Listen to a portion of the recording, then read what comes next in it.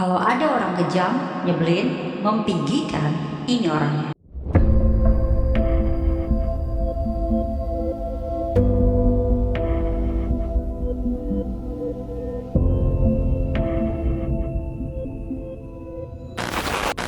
Persidangan biasanya jadi tempat untuk menunjukkan penyesalan dan penebusan dosa.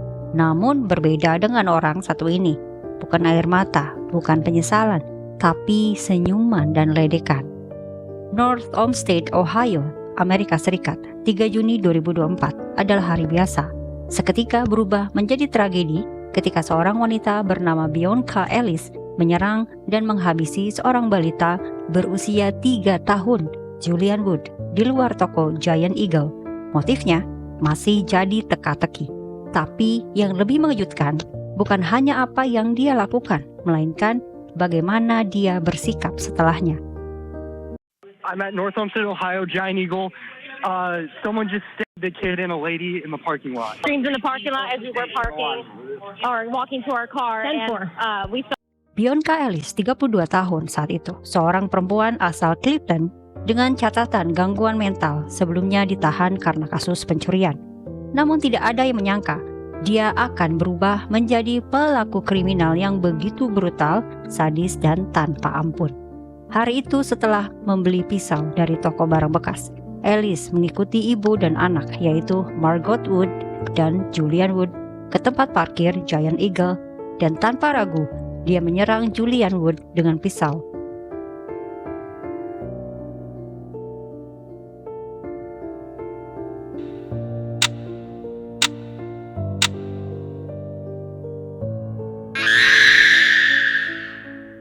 Julian yang masih kecil tak berkutik menyebabkan luka fatal di leher dan dadanya. Margot Wood, sang ibu, berusaha melindungi anaknya, juga ikut terluka di bahu.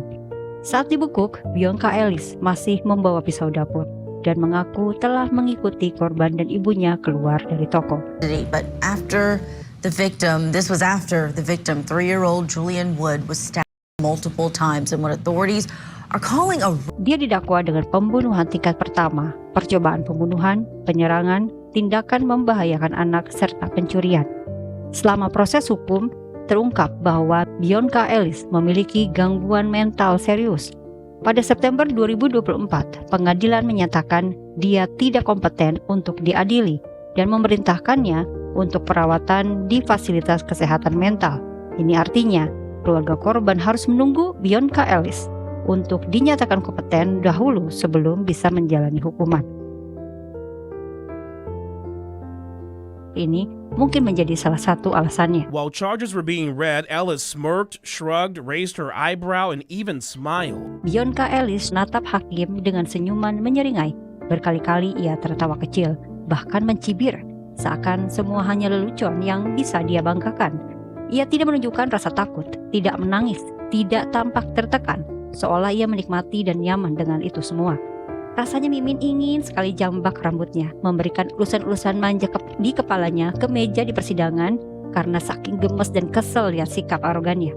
Sementara beberapa orang di ruang sidang, termasuk keluarga korban, hanya bisa menahan air mata dan kemarahan. Reaksi publik di media sosial pun tak kalah meledak. Bagaimana mungkin seseorang tersenyum setelah menghabisi nyawa balita?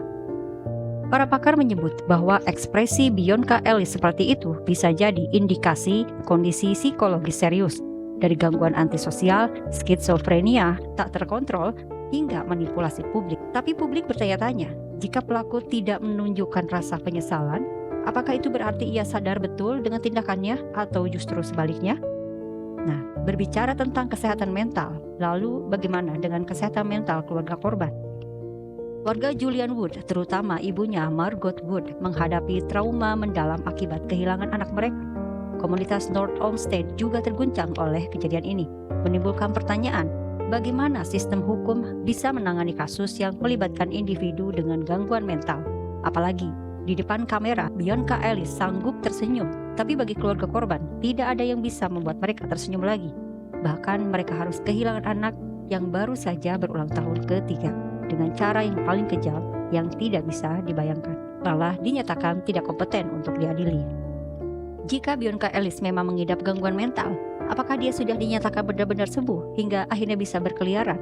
Apakah gangguannya kemudian menggugurkan hukuman yang akan mengobati rasa keadilan bagi korban? Berdasarkan berita tanggal 16 Juni 2025 yang dikutip dari media internet WKYC.com, memberitakan bahwa sidang untuk Bianca Ellis yang sekarang berusia 34 tahun telah ditunda dari 14 Juli hingga 1 Oktober 2025 dengan alasan karena pertukaran penemuan yang sedang berlangsung menurut catatan pengadilan yang diajukan pada 12 Juni. Sidang pra-peradilan terakhirnya yang dijadwalkan pada tanggal 18 Juni 2025 kini akan diadakan pada tanggal 14 Juli 2025 pukul 8.30 pagi menurut berkas dari Pengadilan Umum Daerah Cuyahoga. Akhirnya, pada bulan Februari 2024, Bianca Ellis dinyatakan kompeten untuk diadili setelah menjalani perawatan di North Coast Behavioral Healthcare. Kasus pelaku kejahatan tak berbelas kasih pernah juga terjadi di Ann Arbor, Michigan ketika seorang remaja bernama Jordan Klee didor oleh 3 orang pemuda dan dirampok.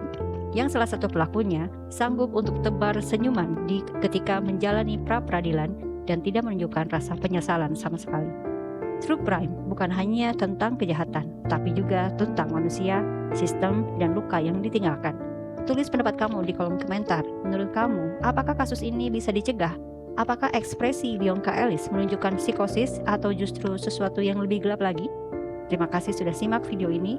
Jangan lupa like, komen, subscribe, dan aktifkan lonceng untuk cerita-cerita nyata lainnya.